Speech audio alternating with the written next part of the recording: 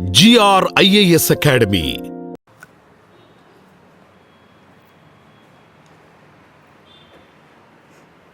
Hello everyone, welcome to GR IAS Academy.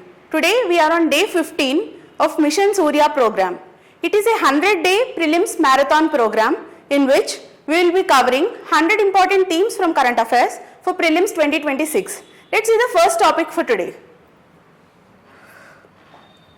So the first topic is National Mission for Clean Ganga. Recently it got recognized at the World Water Week 2025 as a global inspiration for the river revival programs. So let's see a few more details. National Mission for Clean Ganga acts as an implementation agency for the flagship program, that is Namami Gange. Namami Gange was launched in 2014 with a budget of 20,000 crores. Initially it was launched as a 100% central sector scheme, but later it got converted into a hybrid model where CSR contributions and the foreign institutional contributions were also included. Let's see a few more details. The core areas under Namami Gange program are the sewage infrastructure, construction, river surface cleaning, biodiversity conservation in the river Ganga area, afforestation around the Ganga river basin, and also the industrial effluent monitoring. So if we see, National Ganga Council is the apex body for all the programs related to Namami Gange. It was constituted in 2016 under the Environmental Protection Act 1986. So chairperson for this is the Prime Minister, and under this there is an empowered task force. For that, Jal Shakti Minister serves as the chair, and there are different state management groups under the National Ganga Council. These are basically the major Ganga basin states. So that's all. Let's see the next topic today. So the next topic is Climate Risk Index 2026. It is released by German Watch at COP30. COP30 was held at Belém, Brazil in November 2025. So this index basically analyzes the climate-induced disaster events that has occurred in the recent past. According to this, the heat waves, floods and droughts have intensified. And heat waves and storms have resulted in 30% plus 30% of total deaths. And floods have resulted in 25% of total deaths. And according to this index, India is at 9th position globally. It is based on the last 30 years data. This is because in recent years we have seen there are many climate induced disasters that are occurring in India. So based on this, in last 30 years, around 430 major disaster events have occurred in India. So that's all. Let's see the next topic. So next topic is regulatory suitability norms in the India's financial sector. So there are different regulators in the financial sector like RBI, SEBI and IRDAI. RBI regulates banks and NBFCs. SEBI oversees the mutual funds. IRDAI regulates the insurance companies. So what is fit and proper assessment? It is a test, regulatory stability test conducted by these regulators to the people who wants to have an ownership in the banks or NBFCs, or the people who are applying for the managerial positions in the financial institutions. Why is it done? It is basically done to ensure that these people possess integrity, financial soundness and the relevant competence. It is basically done to prevent any fraud or the mismanagement and to protect the financial sector. So when is this test done? It is done during licensing, mergers, or whenever any entity or a group acquires 10 or more % of the stake in banks or NBFCs. It is also done during the appointments of managing directors, CEOs and CFOs to the banks, NBFCs or the insurance companies. RBI applies these norms uniformly to both domestic and foreign investors.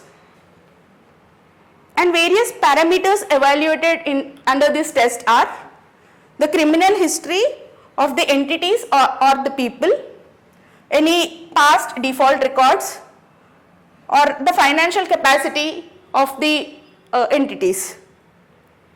And to evaluate these parameters, the inputs are drawn from intelligence agencies, global watch lists, and various credit bureaus. So this test is basically to ensure the health of the Indian financial sector. That's all. Let's see the next topic. So the next topic is foreign exchange reserves.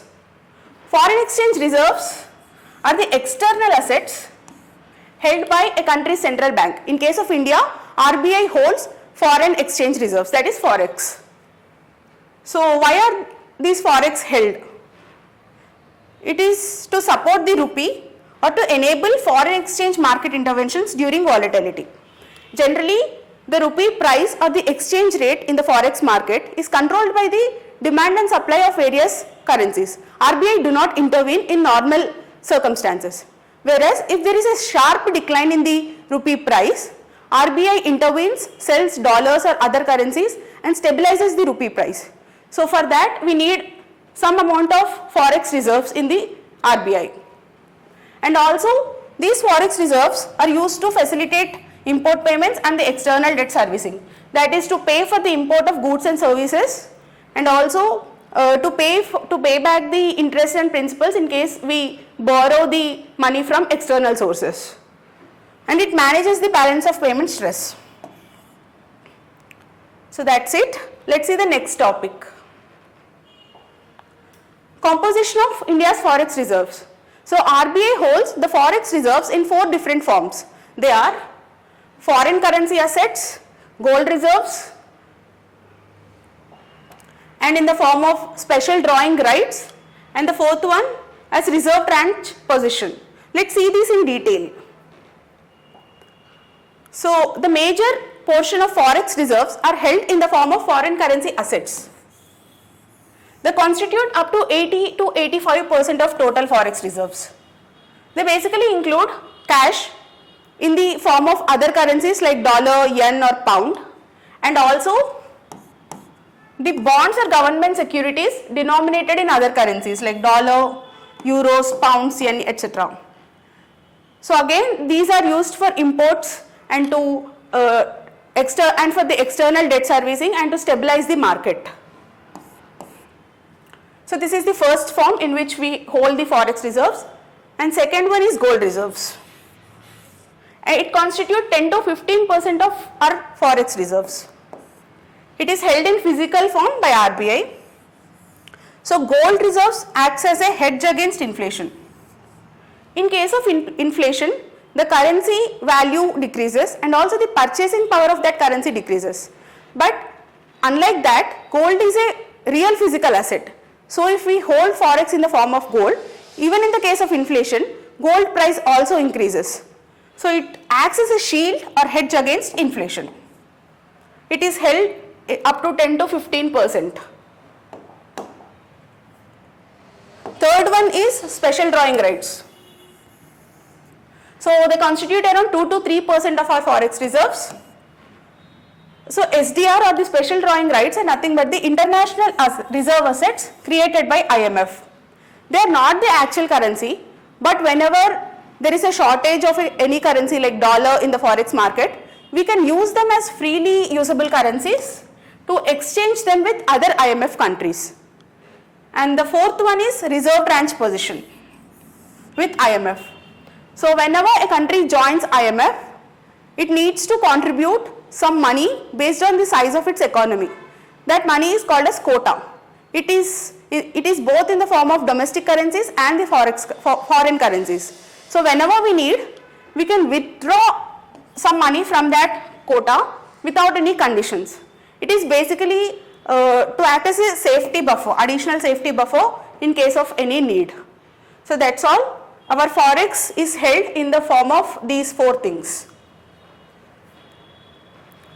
So that's all for today. For detailed notes regarding these topics, please visit our WhatsApp and Telegram channels.